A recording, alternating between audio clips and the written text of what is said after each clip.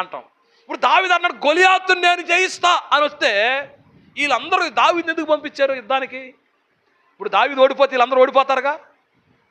దావీదుని పంపించారండి, సైన్యము, రాజు, దేశమంతా. వాళ్ళందరిని బలపరిచే సాక్ష్యం చెప్పాడు దావీదు. అసలు ఆ సాక్షి విని వాళ్ళకు కూడా ఏమొచ్చింది? రోమాలు లెక్కపరుచుకున్నాయి. గెలుస్తాడు రా దావీదు అని విశ్వాసంతో పంపించారు. నిన్ను పంపించాలంటే మాకు ధైర్యం కావాలి, నిన్ను నిలబెట్టాలంటే మాకు ధైర్యం కావాలి. హల్లెలూయా. కాబట్టి ప్రియమిత్రుడు బిడ్డ, నీ సాక్ష్యము సరైనదిగా ఉండాలి. ఎప్పుడైతే దావీదు సాక్ష్యం చెప్పాడో, ఏమన్నాడు దావీదు సాక్ష్యంలో? నేను ఎలుగుబంటిని చంపాను, నేను సింహాన్ని చంపాను అల్లా, దేవుడు నాకు బలం ఇచ్చాడు అన్నాడు.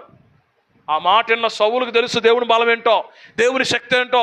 నేను ఎడిదిరిగి పోగొట్టుకున్నాడు, వీడు బలంగా ఉన్నాడు, ఖచ్చితంగా గెలుస్తాడు, పంపించండి రా యుద్ధానికి అన్నాడు. హల్లెలూయా.